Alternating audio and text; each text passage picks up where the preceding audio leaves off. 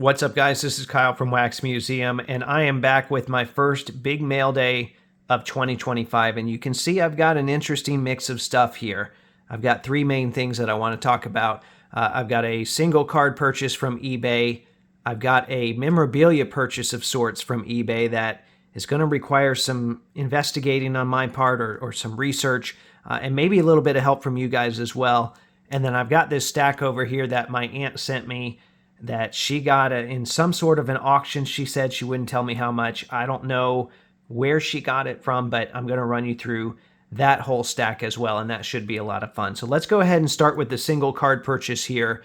This is a 2014 Prizm Gold of ABA legend and Hall of Famer Louis Dampier, and I was pretty happy to get this one.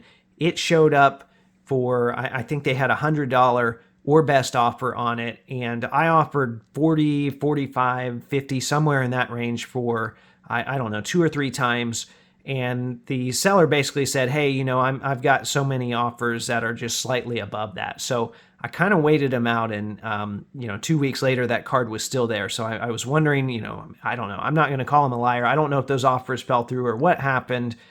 We went back a little bit more, and I was able to get this, I think, for $60 shipped after taxes and everything. So I'm pretty happy with that because I really like 2014 Prizm Golds, and there's not a lot of really nice Louis Dampier stuff out there. I've got some patches. He's got a ton of autographs out there because he's a very generous signer.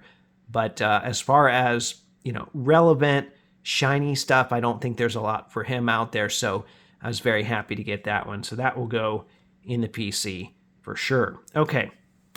Next up here, this is an interesting piece. It was also an eBay purchase. It is, I think it's 6 large swatches that are supposedly was purchased from an Upper Deck employee. It says a Reggie Miller 2000-2001 game-worn blue Indiana Pacers jersey. And there were 2 lots like this. The other one had a big Pacers logo. This one had the Logoman. So I went for that one. And, it wasn't super expensive. I think it was $150 total. And because of the Pacers logo, though, I don't think this is from a jersey. I think it might actually be from a pair of shorts. But this is all the information they give us here. And then also there's this letter from Upper Deck. Now, it talks about how, these swatches are authentic. They were destined to be used in an upcoming Upper Deck NBA basketball product, but they were not used before the license expired. So they were gathered and sold as part of our 2013 spring liquidation auction. I can't find any record of that auction online. So if you guys know anything about that auction, I'm very interested to learn more about that. Maybe I'll reach out to this guy here, this Michael Gilstrap guy, and see if he can give me a little bit of the context behind that. Because, everything points to these being, legitimate, at least in my mind, but it's always nice to know for sure.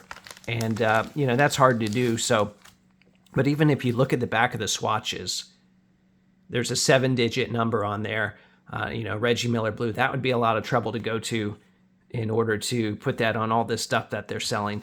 And Panini has a 6-digit number. So Panini has a similar system. Now with their swatches, you just put the flashlight on one side, and I've shown that on the channel before, and you can kind of see the number going through. I haven't seen that with Upper Deck pieces before, so I'm wondering if this isn't an adhesive that would peel off, and this isn't actually in the card itself, but maybe it peels and there's an adhesive, and that is. I don't know. I don't want to peel this right now. I don't want to find that out. But if you do have any Reggie Miller jersey cards that are blue with a pinstripe, maybe you could put the flashlight through that and let me know what you see. I actually don't have any. Most of mine are all patches, or, they're from other brands like Fleer or Panini. But I'm curious. Now, my other option and the other route I'm going to take is I'm going to look at as many game photos as I can to see if I can find a Logoman where the stitching matches up and the pinstripe and the shorts goes through at this certain spot, because those pinstripes are great for identifying jerseys. They're pretty unique, and they don't always all go through at the same spot. So the bad thing is, or the challenging part is, I should say, Getty Images doesn't have a ton of stuff from 2000. It kind of picks up around 2003. So while there is still quite a bit on there, probably not a lot of great pictures where you can see a Reggie Miller Logoman from either the shorts or the jersey all that close. So that's going to be a difficult task, but you guys know that I like my projects, so that's one that I will be trying. All right, so we've got this stack of cards here, and like I said, my aunt said she got this at an auction. I didn't ask her how much she paid. I'm not going to ask her. She said, I hope there's something enjoyable and something valuable in there that you can trade for something that you might like more, or something in there that you might want to keep yourself. So I want to thank my aunt for sending me these as part of my Christmas. It was just kind of thrown in with the main part. I got some other stuff as well. So I got a Jordan card here to start things off. That's not bad, right? I'm not going to complain about a Jordan.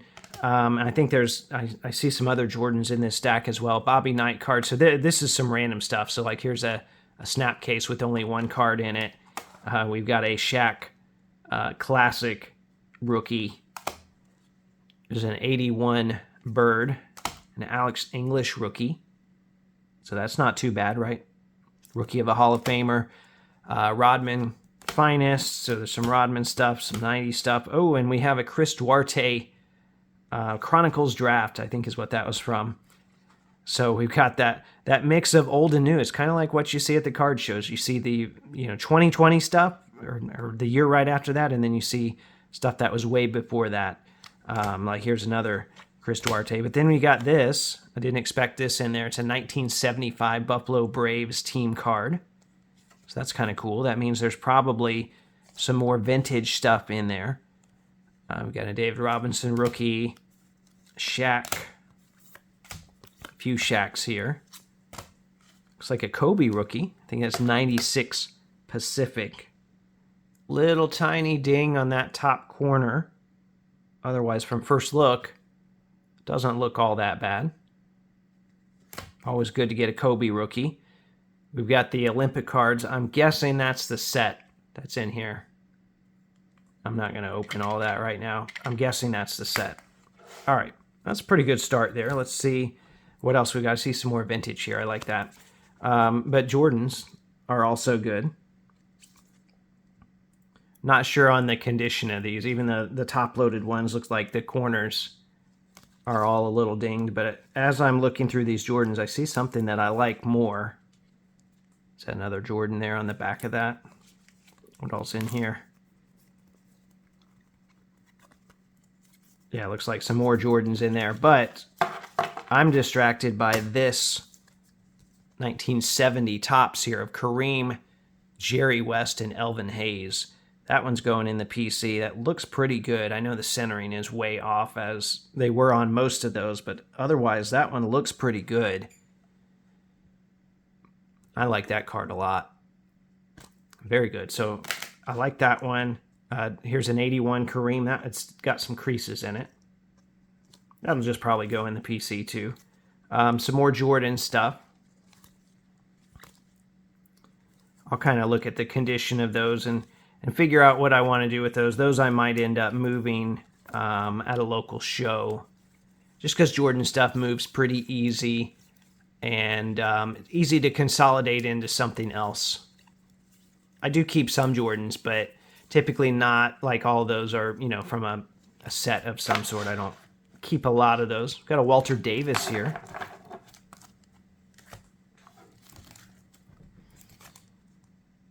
So some more vintage, like there's some 75s, 72.